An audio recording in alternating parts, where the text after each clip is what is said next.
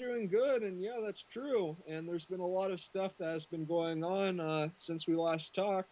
Uh, so, could you please tell the audience what SAPA is? Okay, first off, those of you in the audience right now, if you guys could give me a 5x5, let me know if you can hear us okay. Those of you listening in right now, that would be quite helpful. Make sure that the audio is okay and you guys can hear. So we'll give them a few seconds to do that. Yeah, that would be great if the viewer could do that as well, because that'll really help us. Okay, and no one there yet. 5x5. While we're waiting, Timmy, Patrick, can you tell everybody a little bit about SAPA? Sure. Okay, 5x5 from Stephen. Thank you, Stephen. Okay, all right, so we'll start now. SAPA. SAPA is short for the Second Amendment Preservation Act, SAPA, SAPA. So in Missouri, we shorten things so we don't keep them real long and have to throw so many syllables in. The Second Amendment Preservation Act is basically a piece of legislation that was drawn up by Ron Calzone and his attorney back in 2013, I believe. And what it does is it evokes what's called anti-commandeering doctrine.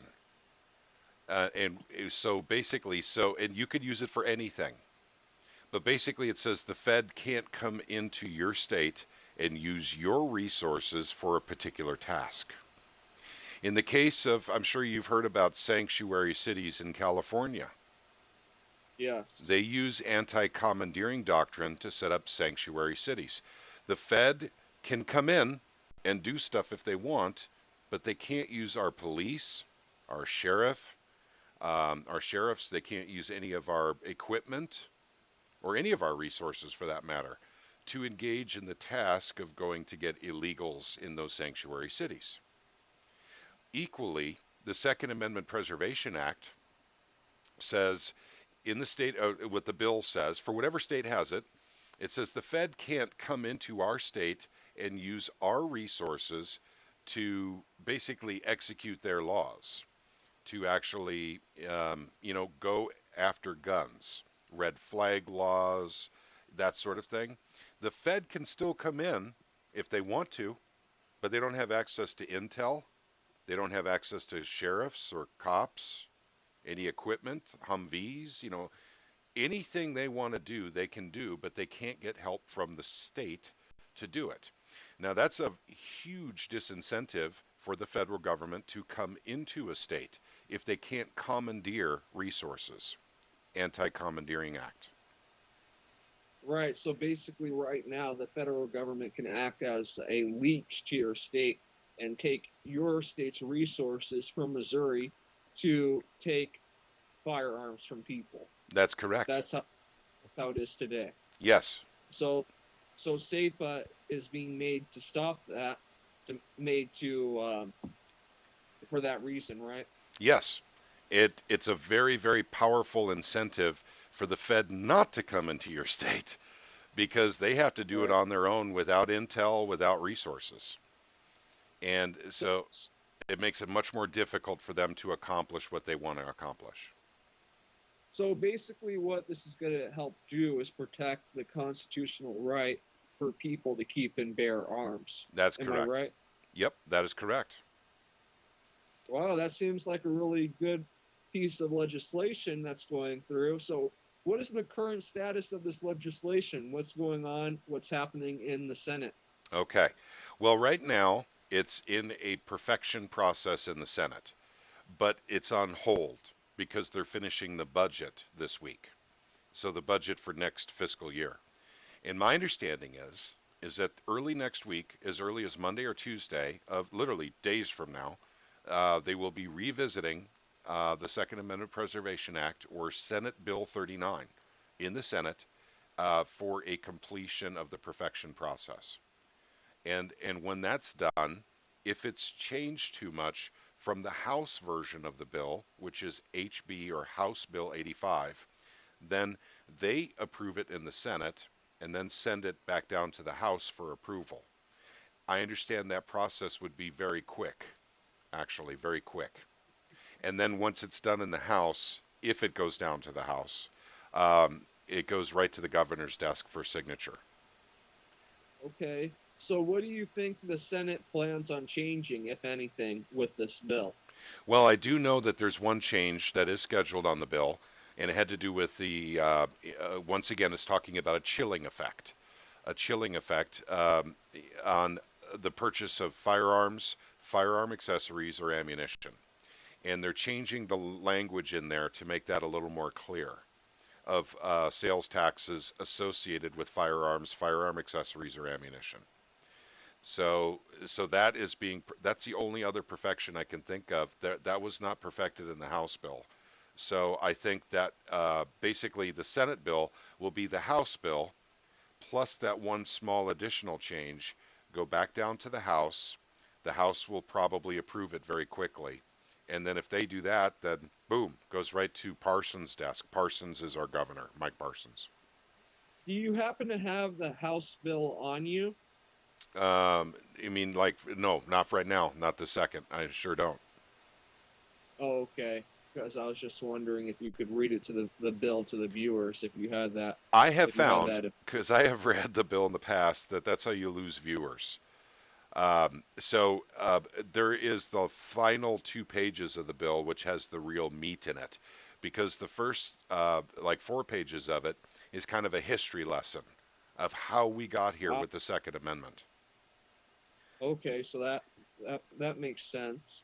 So, do you think the Senate plans on adding, other things that might not, like other, let's say, dirt or just bad stuff into this bill? No.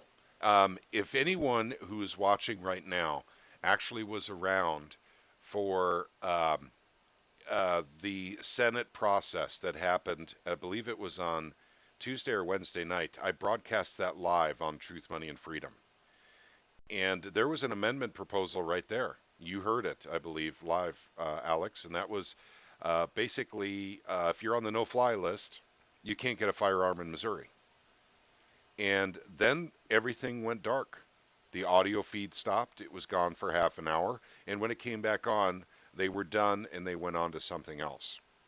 What Mm. happened during that process is they called a point to order to point out the fact that that amendment is so far beyond the scope of the bill that it was ridiculous to even propose it in the first place, and it was withdrawn. I think that sent Oh, a very powerful message to the other side, those who don't want this bill, to stop messing around here. We mean business here. so the person who made that amendment withdrew it. That's correct. I believe his name was Senator Beck. Oh, wow. So that's a really good thing to see that they actually withdrew it, Mm-hmm. that they were the people who stepped back and say, oh, okay, we're not going to do that. So what happens once this bill takes effect? Well, once this bill takes effect, basically, we this is my understanding of it, is we basically no longer acknowledge any infringements on the Second Amendment in the state of Missouri. I think we still have all the laws that were passed by the federal government up until that point. And anything new that comes out, whether it be a red flag law, confiscation, registration orders, it doesn't matter if it's some kind of restriction put on us by the ATF or regulation by ATF, an executive order from the president, or anything signed into law by Congress will simply be ignored by the state of Missouri. And then we go through the process of repealing all the bad gun laws that they have done in Congress or by executive order or by the BATF and go backwards from there. Yeah, that seems to make really good sense. So, Patrick, how do you think the federal government will react to this?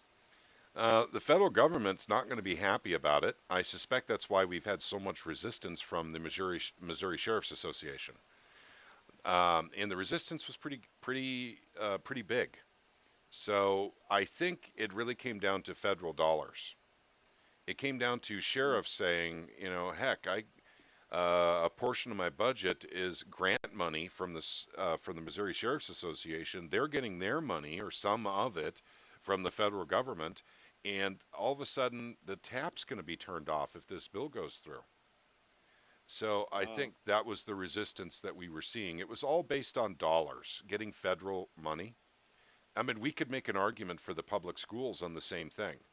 Why is it we can't have local control of public schools? It was because of federal dollars, even though it's that much of their budget.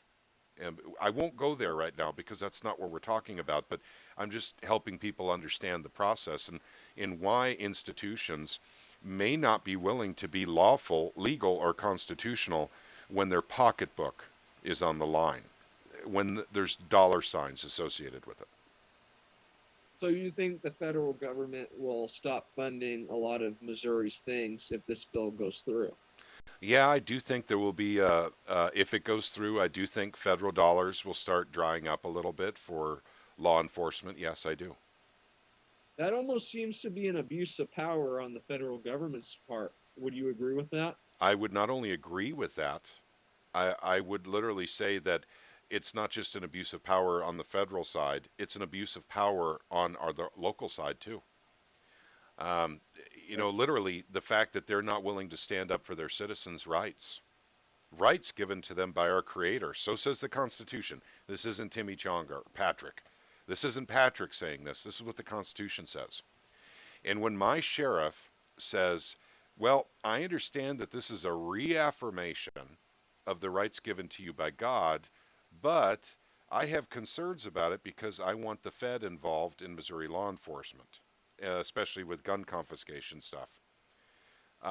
You know, he didn't say that precisely. I'm paraphrasing, but that tells me that he himself is a corrupt man. Right.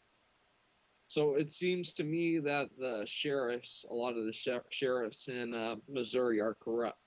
I think, well, corrupt is a strong word to use. I used it myself. I probably shouldn't have. I don't think that was appropriate. Let's just say misguided. And what's a, I'm looking for the right word for it, but basically it's all about legacy. What can they Yeah. do during their term? And they need big money coming in from the federal government to do it. A Sheriff Arnott in Greene County is a good example of that because he's setting up a federal prison in Springfield. That would be Oh, kind of like Greene County plus federal because they'll be housing federal prisoners in there. So that's. he's go ahead. Wait, no, go on. Sorry. Oh, he's interested in his legacy. So that's more important Mm. to him than the Second Amendment in the rights of his constituents is his personal legacy. So would we call that corrupt, or I don't know what we'd call that. So how can we put these sheriffs in Missouri back on the straight and narrow and road back to the road of fighting for their constituents only, not for special interests? How can we do that, Patrick? I love the question. I love that question. All right, gotcha. And George Washington, I'll get to you in just a second here. He's been talking. Um, Here's what I'm recommending. Ron Calzone has a map he's making of Missouri. Every county in Missouri is on this map of Missouri, and they're being color coded. Are you supporting SAPA? Are you not supporting SAPA? Or are you not even answering the question? And there's a color code for that. And I call that a voting guide, a sheriff voting guide for the state of Missouri. And unfortunately, the vast majority of sheriffs have not given their opinion. Privately, they have, but they won't go public.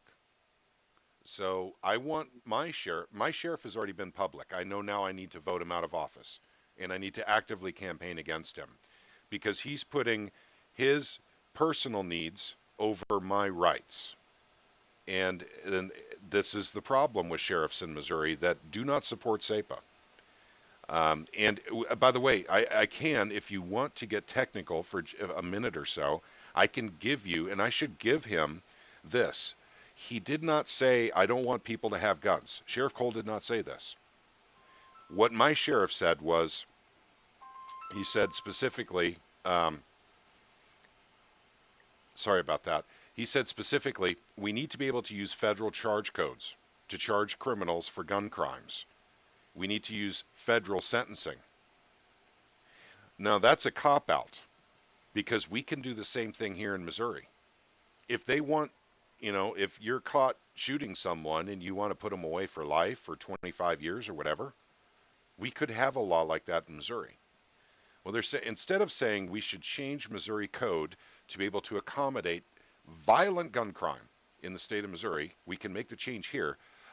We would rather default to the federal stuff. And that's just a weak, lazy way of saying, I want the Fed inside the state of Missouri, inside my county, working with us on gun legislation, or not gun, I'm sorry, gun laws. And Yeah, so a big. go ahead. Oh, go on. Sorry. Uh, well, I was just going to say this was a really big question that was playing on my mind. So, what happens after SAPA gets passed, but a sheriff decides to, say, an individual sheriff or a certain county decides that he's going to still continue doing what the federal government says what wants him to do? What happens then? What happens to that sheriff? $50,000 fine per incident. Hmm. Now, so that's what is in the bill in SAPA. That's correct. So why isn't that a little bit harder? Like, why is it only a $50,000 sentence when someone can? Could we change that? Is that possible? I Um, think I think it's pretty powerful. And by the way, that was a change that was made this year, because before then we had, if a sheriff, violated someone's Second Amendment rights, um, or a sheriff deputy, to be more specific, because I don't want to say sheriff for this example, even though it applies. That deputy would be fired from his job and would no longer be able to work law enforcement in the state of Missouri in any capacity. That was the original bill. This is what the right. Sheriff's Association used as leverage to try and take it out. Um, so basically, we came to a compromise, $50,000 per incident. And so, and I realize that intelligent people can argue this and say, well, that just comes from the taxpayers, because the city or the county that gets sued, the taxpayers will end up having to pay for it. What I think will happen is the um, the insurance companies will actually give them an ultimatum. We can't Hmm. pay out $50,000 fines for all these infringements you're doing to people's Second Amendment rights. So we're going to have to dump you. We can't insure you anymore. And so they won't have insurance anymore. Or they'll warn them, hey, listen, this is the second time we have paid out a $50,000 fine for, Deputy Davis. So it might be a really good idea for you to show him the door, or we're going to have to pull our insurance.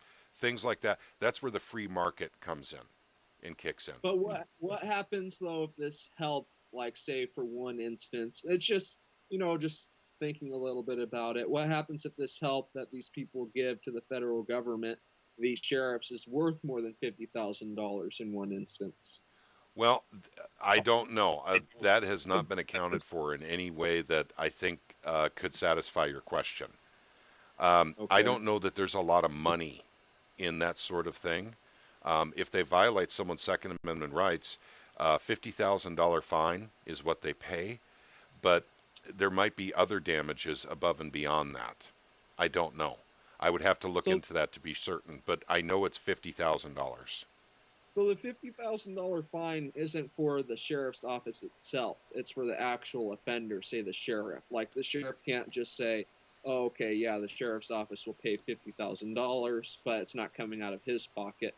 Is the money coming out of his pocket or the Well, whole sheriff department as a whole? no, it comes out of the department as a whole, whether it's a sheriff's department, police department, state police, whatever. So it comes from the department. Once again, this was an unfortunate compromise. Yeah. This was an unfortunate compromise. It's not what was in the original bill, but it's not bad. It's not horrible. But the resistance from the Missouri Sheriff's Association that was funneling federal dollars into our sheriffs, unfortunately, was quite powerful. So we have corruption here too. And like I said, the original side of the bill is still good. So don't get me wrong on that. $50,000 per incident. So let's just say my sheriff comes to my house and takes all 140 of my guns. because I've been talking about, campaigning against him.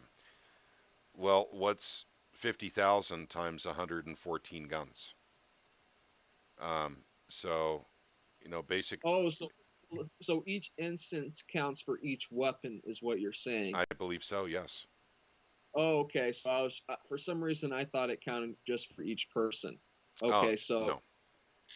okay, so if it's for each weapon, then yeah, I can that then that seems pretty good, like you were saying. I was just afraid if it was, for each person, then it could be, not that much damage for what they did. Hmm. So yeah, that seems really interesting. So when do you think SAPA will be passed? Um, we're hopeful it'll be passed. Nothing's written in stone. It's looking very good right now. Very, very good. But what I'm doing is I'm encouraging people to basically just assume that we still need to work for this because I'm still working for this. I think everyone still needs to make the phone calls. If all goes well, I expect it on the governor's desk probably, I would say May 13th, May 12th, in that time frame. But I am not leaving anything to chance. Right. So do you think the governor will sign this bill? I think it would be in his best interest to do so. There has never been a more popular bill in our state. There has never been a bill that's generated as much interest, telephone calls, emails, than this bill itself has. And I think everyone's aware of that up in Jefferson City. So what happens if the governor does not sign this bill? If the governor does not sign this bill, we have a veto. That would be a veto, basically. Um, and basically, we'd have what is it called again? An extended session that goes in July. That's when our Missouri Senate and House reconvenes again, and they revote on the bills. And I believe it's 66% of the House and 66% of the Senate, uh, basically have to approve this bill in order to override the governor's veto.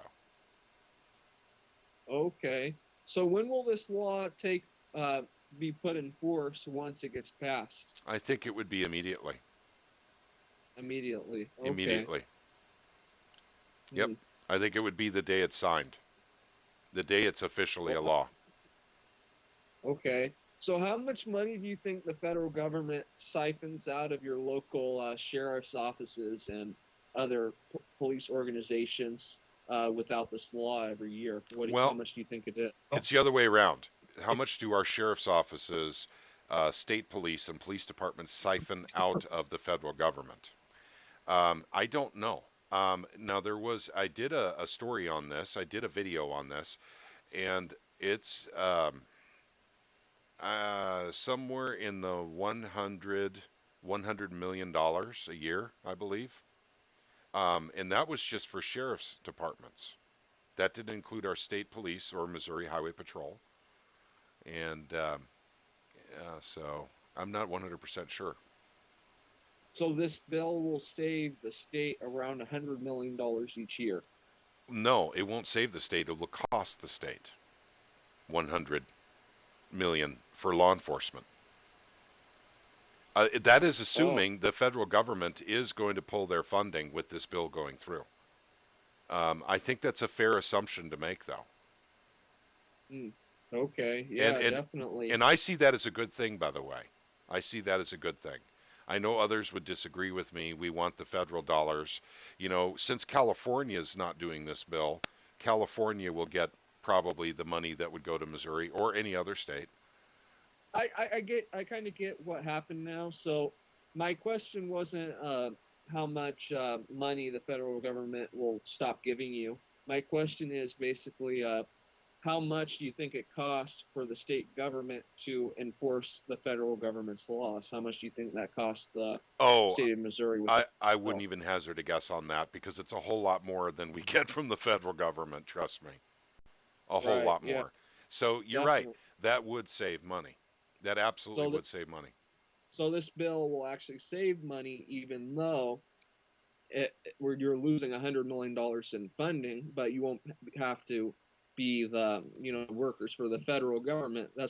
That's kind of the concept I was trying to say, and I think that's true. Do you agree with that? Yeah, I think so. And Yeah. So this if you give me just a few seconds here, Alex, here the people have been typing in some comments.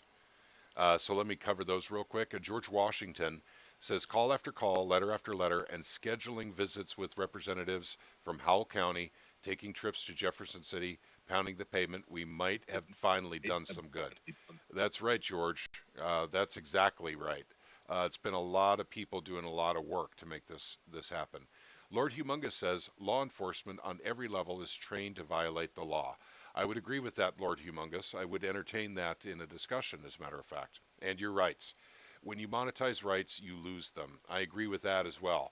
The monetization of infringements to this bill was a compromise, Lord Humongous, just so you know. That's not the way the bill started. That's not how it was written. And then hopefully later on we can change it back to its original intent. Let's see. Resin Nun says, well, guys, August 18th, 2020, the date on it. I'm not sure what we're talking about, the date for what in 2020. Um, maybe he's talking about the bill. I don't know. well, yeah, that could be. But that's last year. So, So one thing I wanted to ask you, say if someone wanted to run against these sheriffs who weren't defending Missourians' rights, what are the requirements for people to run for sheriff? in the state of Missouri, I believe the only requirement is that you have to have gone through the police academy. Oh, I think that's it. I think that's the only requirement. how long do you know how long you have to be at this police academy? I think the training program is 6 weeks long. Okay, that makes sense. Yeah, if anybody else has any questions in the chat, please write them and ask them. Oh, wait, here's someone right here. Okay. Uh, uh, okay, so do you want to answer that question, Timmy? Okay. Let me read it out loud here for those who are just listening and not watching.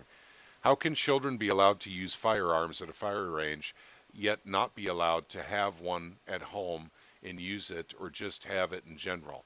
I don't know how to answer that question. Children, let's go with an age. In the state of Missouri, um, you have to be 18 years old to purchase a rifle or a shotgun, and 21 to buy a pistol. So if you're suggesting at the range you have people below 18 years old shooting guns, I have not seen that before. Not enough training. Okay, gotcha. Well, no, I'm a big proponent of training, by the way. A very big proponent of training. I know I don't talk about it enough, but I believe in training. You can't get enough of it, in my opinion.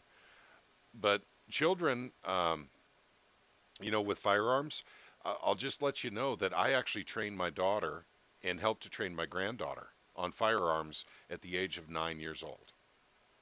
At 9, my daughter was shooting a 9 millimeter pistol and a 22 caliber rifle. So, and then she progressed as she got older. She was getting into bigger guns. So 12 years old is what you're saying. So how can 12-year-old children be allowed to use firearms at a range yet not be allowed to have one at home or use it just to have it in general? In Texas, you can go to the fire range at 6 plus. Yep. And by the way, I don't know about ownership of a gun because I'm talking about purchasing a gun. In Missouri, it's 18 for a rifle or a shotgun and 21 to buy a pistol. But if you give your child a gun, I don't know that there's a restriction on, the age. Of course, you want to use common sense. My daughter didn't have a gun until she was, I believe, 18 years old. She just used mine when we went out shooting together. So, I'm not quite sure how to answer the question, but I know you're talking about Texas. So in Texas, you can go to the range at 6 years old and learn Well, how to shoot. we're talking about Missouri though, so I Yeah, don't know why they're bringing Texas. yeah. Uh, so so what do you think has been the biggest hurdle in passing this bill, other than the sheriff associations? It's pretty much just been the Missouri Sheriff's Association, really. There's other issues that we've dealt with along the way. Senator Dave Schatz was holding on to the bill for 10 weeks. There were some rumors as to why he was holding on to the bill rather than let it go to the floor of the Senate.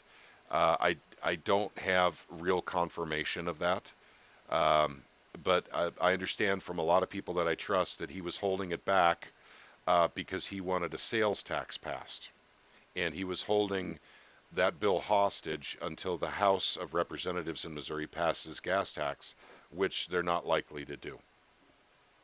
Right. Uh, let's see. It's, The gal writes back at the same time they can't be in possession of a gun. It's ridiculous to me. Thank you for your input.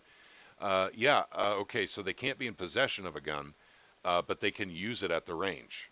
So yeah, that does sound quite ridiculous to me.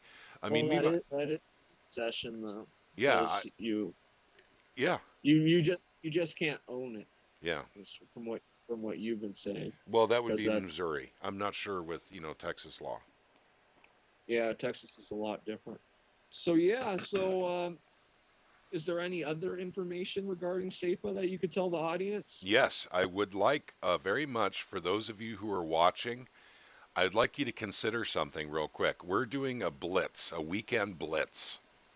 And what that is we are calling up every single senator. If you look down below in the description section of this video, there's a Senate roster. And in it is all the Missouri senators and their telephone numbers. What I'm asking folks to do is call up every single one of those senators and advocate for SAPA, the Second Amendment Preservation Act, why you want SAPA, and leave a message with them this weekend.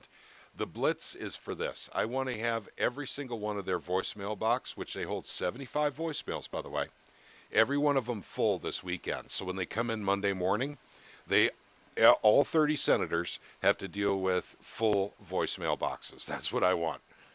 So it'd be really cool if we can make that happen. If you're in Missouri, you should be doing that anyway. If you're from another state, they don't know who you are.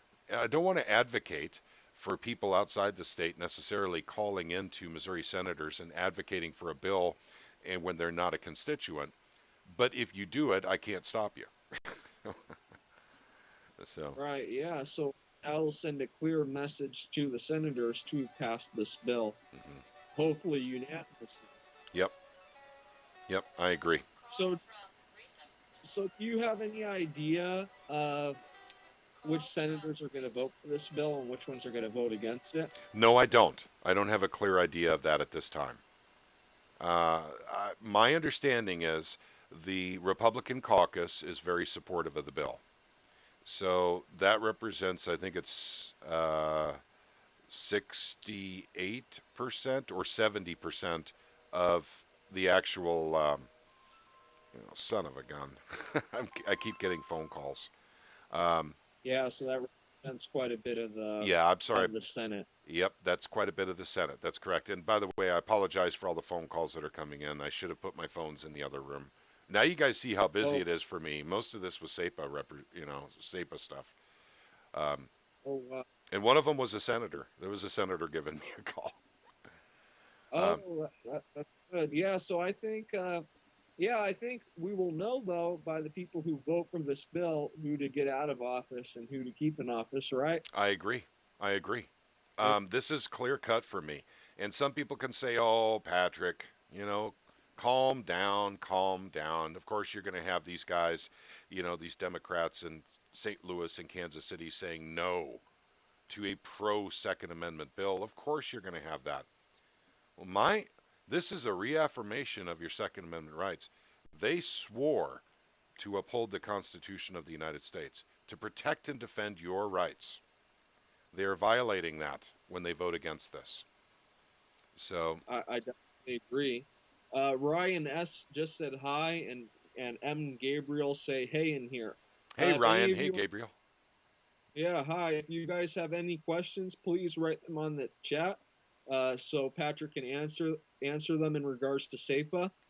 I'd And like to actually say something else real quick, if that's okay, Alex. oh yeah, definitely. Now, we're talking about Missouri right now, in the Missouri bill. But this bill is actually in 17 states. 17 states. It's similar language. In fact, ours, I think, is the original bill. And all of those have borrowed from our language. And by the way, we're proud of that. We think that's awesome.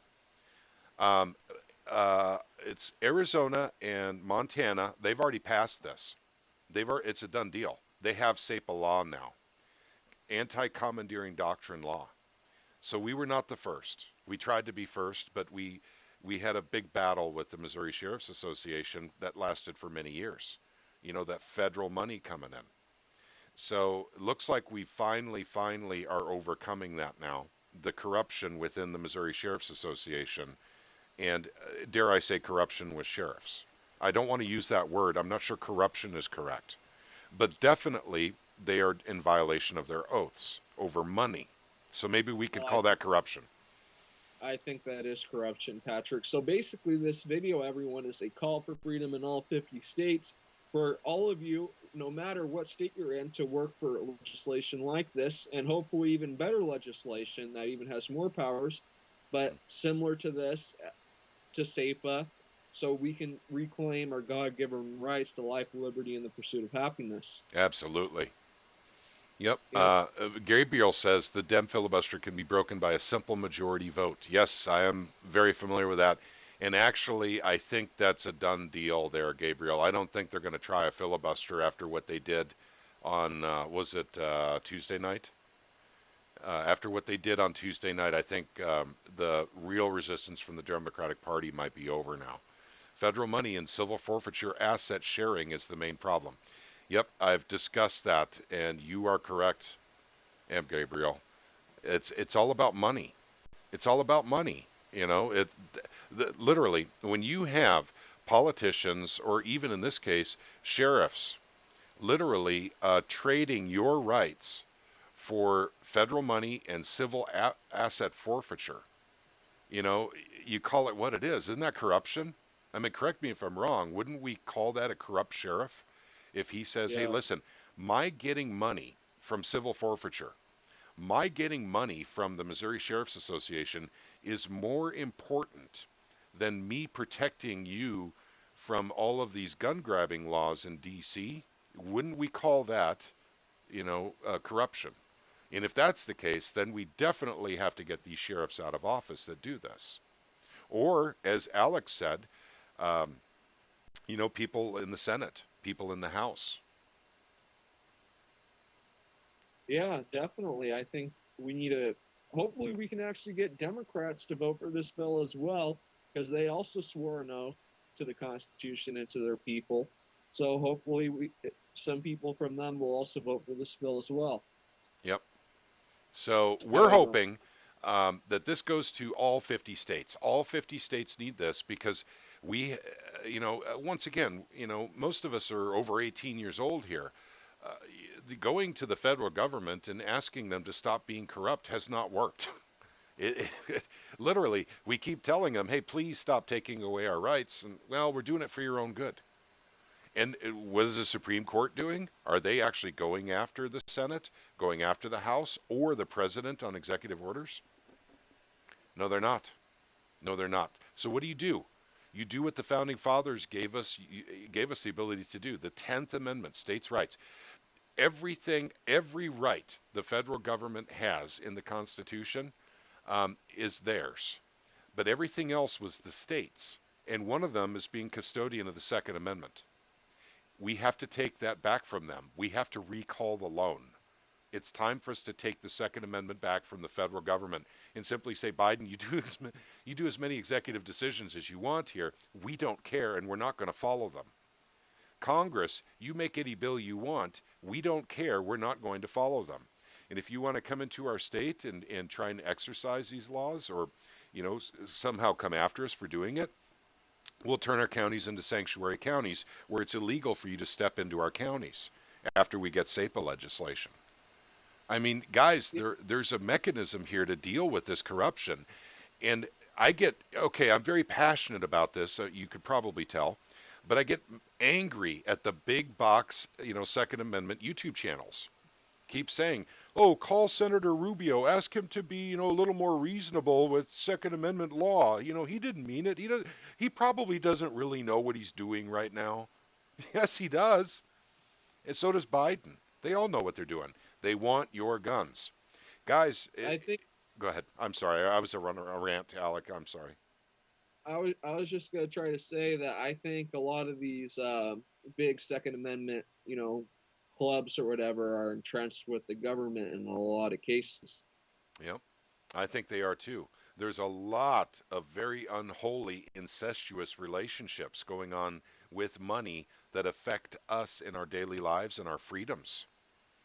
So we could go into that in another podcast, but it goes well beyond what we're dealing with here with the Second Amendment Preservation Act. But money has a lot to do with why the sheriffs didn't want this bill. It's, oh, geez, what am I going to do if I can't get all my money from the federal government anymore? If I can't, you know, uh, asset forfeiture, that was another one. And I'm glad that Gabriel brought that up because I forgot to mention that. But there are Yeah, reasons why they don't want this stuff going on. Literally, it's, hey, let's just do what the federal government says because it's easier for me as a sheriff to be able to use federal charge codes for a violent crime, to use a federal prison rather than a county lockup or a state prison. It's just easier for them to push it off to the Fed. Now they got to and deal with it. then that costs the local taxpayers a bunch of money to keep those people in their prisons and everything, and it clogs up the state prisons and everything. So, I really think this is a good piece of legislation for freedom, and I think it needs to spread to all 50 states, like you were saying, Patrick. Is there anything else you'd like to add? Nope, I think we've pretty much covered it all. I would like everyone, once again, the final call to action here, gang, is please call up everyone in the Senate. You guys have a list of the senators right down below in the description section. It's the roster. What I do is every day I call each and every senator and leave a voicemail. And I've left examples of that in videos that I've done before. I'm sure you guys have seen those. But I would really, really like to fill up their voicemail boxes this weekend. I'm going to call it the Second Amendment Blitz weekend. Let's let those senators know where we stand on SAPA. Once again, your senator doesn't know until you call them what your opinion is. They really don't. And your Senate or your state representation is a whole lot more accountable than your federal representation. If you guys don't believe me, try Right. calling Biden's office and talking to him. I can talk to my senator, my state senator. I Yep. can't talk to my federal senator. I can't talk to Biden. So, We need to do stuff on the local level, then move up to the federal level. yep. Well, if we clean up our own backyards on the local level, actually the federal level just is irrelevant. If you think about this, Yeah, anti commandeering doctrine can apply to a lot of things, not just the Second Amendment. yeah, So, so we can yeah. actually start getting the federal government out of our states on anything where they're abusing their power. So, someone recently put a comment in one of my videos saying, well, where does that leave us when the federal government declares martial law and they start just taking over the counties and the states that are Second Amendment sanctuaries or Second Amendment Preservation Act states or whatever? I don't have an answer for that. If it comes down to that, we've got much much bigger problems than worrying about passing laws like SAPA. Well, another thing though too, an anti, how do you say that again? An anti, Anti-commandeering doctrine. well, that can apply to martial law as well, because at least your state government, your sheriffs aren't going to be, helping that, right? Yeah, It'll be up to the federal to do that. So at least they won't be extracting your resources to do it agreed. at the very least, right? Yep, I agree. Right. So yeah, is there anything else you'd like to say, Patrick? Nope, nope. That's pretty much it. The only other thing is, people could call up their sheriffs and ask them to contact Ron Calzone for a public statement about where they stand on SAPA. And I'm being very public about it because I'm not politically moving around here. Sheriffs of Missouri, we're creating a voter guide map. We need to know where you stand on SAPA. So if you support SAPA, let us know. If you don't support SAPA, let us know. And if you don't answer, then we'll know. Those who do not support SAPA and do not answer, we're gonna do what we can to get you out of office. So be on notice about that. Yeah, and it's just a little old me here, but there's a lot more, like M. Gabriel and Reza Nunn and many, many others that vote. So we will keep in Yeah, mind which sheriffs were not, supportive of SAPA, wanting to help us yeah, in Missouri, wanting to protect our Second Amendment rights and ensure that we continue to have them in the state of Missouri and that the yahoos in Washington, D.C. can't take them away. So sheriffs yeah. are on notice now. This is the official video where I'm telling Missouri sheriffs you're on notice.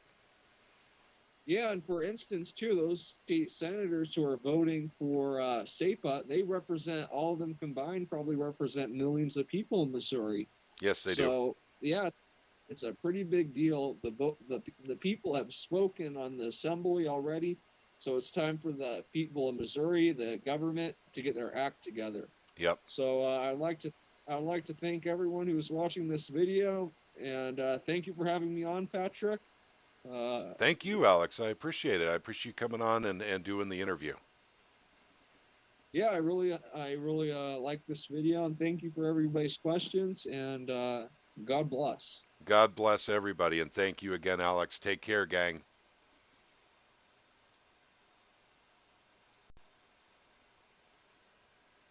Okay.